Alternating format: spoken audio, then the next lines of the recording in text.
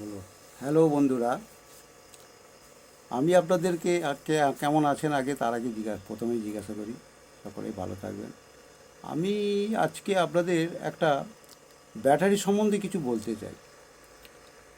বর্তমান ব্যাটারিটা একটা এসেনশিয়াল জিনিস, নিত্য প্রয়োজনীয় জিনিস হিসেবে দাঁড়িয়েছে। কিন্তু এর চার্জ যে কীভাবে হয় সেটা কিন্তু সকলে জানে না এবং ঠিক করেও না, যার ফলে আপনাদের ব্যাটারির লংজিভিটি কমে যায়, ব্যাটারি ফুলে যায়, ব্যাটারি নষ্ট হয়ে যায়। তার কারণ হচ্ছে একটা, যদি এই ট্রান্সফর্মার দিয়ে যদি ব্যাটারি চার্জ করা হয়, এই ট্রান্সফর্মার এই প্রাইমারি কয়েলটা হচ্ছে 220 আর সেকেন্ডারি কয়েল হচ্ছে 12 0 12। এই 12 0 12 এইখানে যদি আমি 220 দিই, তার এগেনস্টে আমি এখানে পাবো 12 ভোল্ট। এটা একটা সিটি টাইপ ট্রান্সফর্মার। এখান থেকে আমি যদি দুটো ডায়োড আর একটা ক্যাপাসিটার দিয়ে আমি প্লাস এবং মাইনাস বার করি, সেটা আমি করে দেখিয়ে দেবো।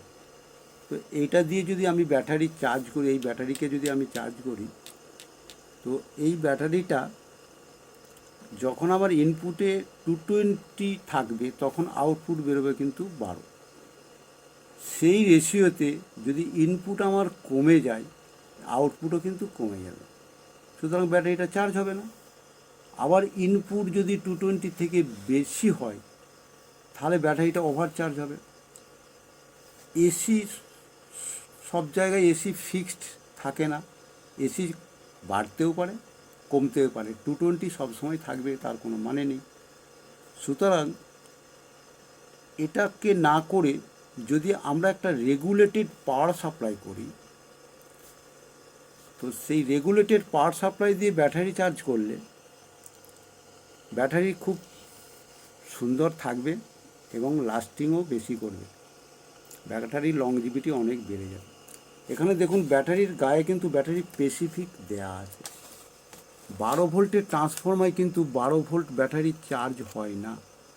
স্ট্যান্ড বাই অন্তত 13.5 টু 13.8, আর সাইকেলস ইউজ হচ্ছে 14.4 টু 14.8 রাখতেই হবে। ইনস্টল কারেন্ট দেয়া আছে ম্যাক্সিমাম 3.5 অ্যাম্পিয়ার, আপনারা দিয়ে চার্জ করতে পারেন। তবে এই ব্যাটারির আবার একটা ক্যালকুলেশান আছে।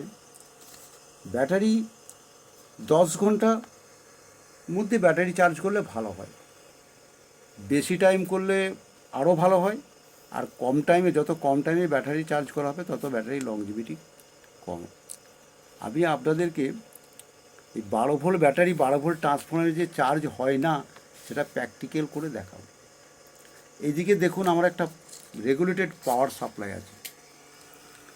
এখানে দেখুন, এই রেগুলেটেড পাওয়ার সাপ্লাইটা আমার, এটা আমার 1.5 ভোল্ট থেকে আপ টু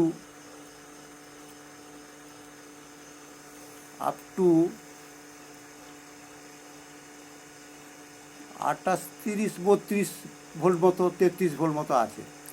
আমি সাপোজ এটা আমার 4 অ্যাম্পিয়ার, আমি এটাকে 12 করলাম, আমি ব্যাটারি চার্জ দেবো। আপনাদের ট্রান্সফর্মার 12 ভোল্টের, সেই হিসাবে আমি 12 ভোল্ট করছি। 12 ভোল্ট করে কিন্তু আমি ব্যাটারিটাকে এখন চার্জ দেবো। দেখা যাক ব্যাটারিটা চার্জ হয় কি না। আমি এখন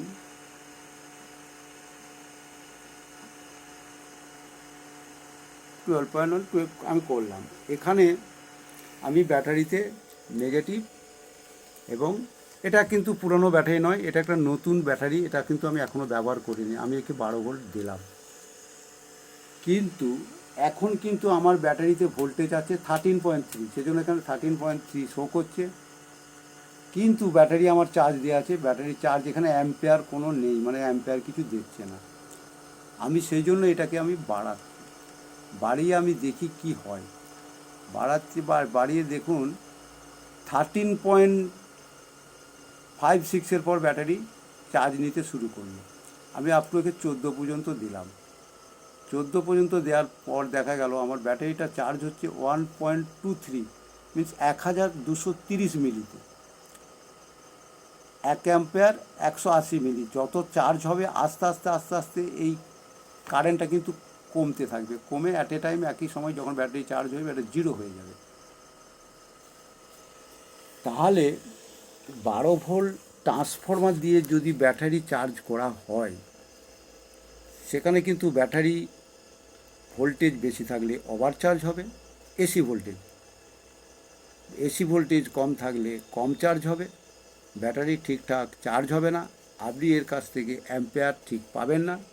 আমি আপনাকে এসিটাকে কম বেশি করে দেখিয়ে দিতে চাই যে এটা আমার এটা কতটা সত্য। এদিকে এসির দিকে দেখাও, এখন কিন্তু 220, এটাকে আমি কিন্তু কমালাম, 171 করলাম, কিন্তু দেখা যাচ্ছে আমার এখানে কিন্তু 14.2 আছে এবং চার্জ হচ্ছে। আবার আমি এটাকে কিন্তু এসিটাকে আমি বাড়াচ্ছি, আস্তে আস্তে আমি বাড়াচ্ছি, দেখুন 240 করেছি, আমার দেখুন 14.4ই আছে এবং ব্যাটারি চার্জ হচ্ছে। সুতরাং আমার এসি যদি কম বেশিও হয়, আমার এখানে কোনো ব্যাপার নেই, এখানে কারেন্ট আমার স্টেডি। অতএব এইভাবে চার্জ করলে ব্যাটারি খুব সুন্দর থাকে এবং ব্যাটারির থেকে আপনি ব্যাটারির লংজিভিটি বেড়ে যায় এবং ওর থেকে আপনি অ্যাম্পেয়ার ঠিক পান। আর ট্রান্সফরমার দিয়ে চার্জ করলে কিন্তু সেটা হয় না। ট্রান্সফরমার দিয়ে এটা চার্জ করলে আপনি বলছেন যে এটা চার্জটা ঠিকঠাক হয় না, তাই তো? এবং ব্যাটারির কি ক্ষয়ক্ষতি হওয়ার চান্স আছে? ব্যাটারি ক্ষয়ক্ষতি যদি হাই ভোল্টেজ হলে ওভারচার্জ হয়, ব্যাটারিটা ওভারচার্জ হয় এবং ফুলতে থাকে। আর এইভাবে চার্জারটা করলে এটা কী হয়, চার্জ হওয়ার সঙ্গে সঙ্গে কিন্তু ও পাওয়ার ওইখান থেকে আস্তে আস্তে ব্যাটারি কারেন্ট এখান থেকে কমিয়ে দিয়ে জিরো হয়ে যায়, অ্যাম্পিয়ার জিরো। আচ্ছা, যার ফলে ব্যাটারিটা আর ওভারচার্জ হতে পারে না, এতে কিন্তু ওভারচার্জ হয়। তাহলে আপনি বলছেন যে এই সমস্ত ট্রান্সফরমার দিয়ে যারা চার্জ করছে, তাহলে সেটা প্রসেসটা মানে খুব একটা সঠিক প্রসেস না, তাই তো? না, সঠিক প্রসেস নয়। আচ্ছা, হ্যাঁ, যদি ট্রান্সফরমার দিয়ে চার্জ করা যায়, যদি ওটাকে রেগুলেট করে করা যায়, আচ্ছা, কিন্তু সেটা সবাই তো করে না, কিন্তু কেন করে না জানি না, বলতে পারবো না, কিন্তু করা উচিত। আচ্ছা। তো আমি তোমাদের সবাইকেই বলবো যে ব্যাটারি চার্জ দিতে গেলে আমাদের মাস্টারমশাই যেভাবে বললেন, আশা করি প্রত্যেকে সেইভাবেই চার্জ করবে। আর এক্সপেরিমেন্টের জন্য তোমরা এই ট্রান্সফরমার দিয়ে দেখতে পারো, কিন্তু সেটা অতটা কিন্তু ব্যাটারি চার্জের ক্ষেত্রে কার্যকরী যে হবে এটা কিন্তু কোনো নিশ্চয়তা কিন্তু নেই। তো যাই হোক, এইটুকু ইনফরমেশন তোমাদের দেওয়া ছিল।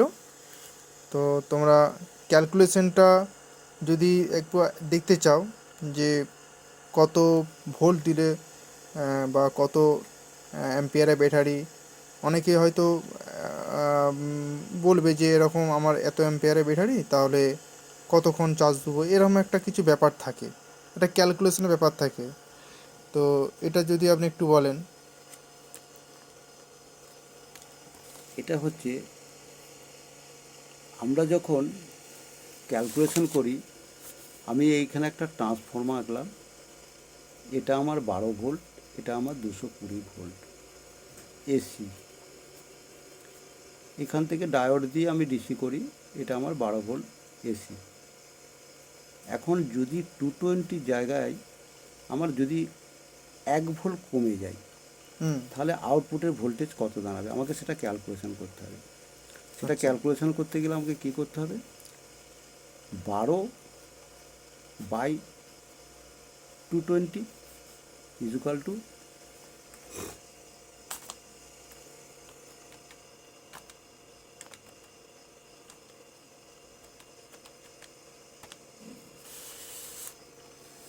0.0545 ভোল্ট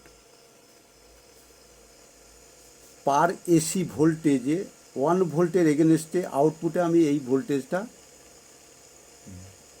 কম এবং বেশি পাবো। আচ্ছা। তাহলে যদি আমার যদি এখানে 12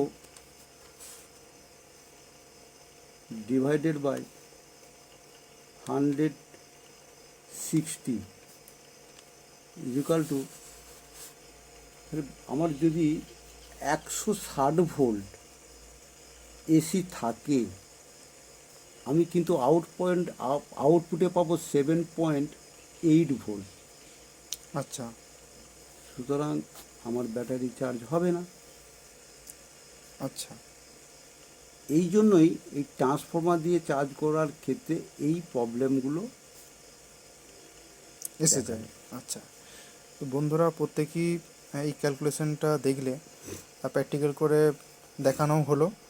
তো এক্সপেরিমেন্ট যদি করার থাকে অবশ্যই করতে পারো, কিন্তু এই সমস্ত ব্যাটারি 12 ভোল্ট 12 অ্যাম্পিয়ার বা যে কোনো ব্যাটারি যেগুলো খুবই দামি, সেইগুলো তোমরা একটা সঠিক প্রসেসে তোমরা চার্জ দিবে, সেক্ষেত্রে ব্যাটারির লংজিভিটি অনেক দিন থাকবে, ব্যাটারিটা ফুলবে না, যেটা কি হয় ফুলে যায়, নষ্ট হয়ে যায়। তো আশা করছি এই ভিডিওটার মাধ্যমে তোমরা কিছুটা হলেও শিখতে পেরেছো। তো যদি তোমাদের ভিডিওটা ভালো লাগে তোমরা লাইক শেয়ার অবশ্যই করবে। যারা এই সম্বন্ধে অতটা অভিজ্ঞ নয় তাদেরকে অবশ্যই ভিডিওটা শেয়ার করবে। ধন্যবাদ সবাইকে, সবাই ভালো থাকবে। জয় হিন্দ।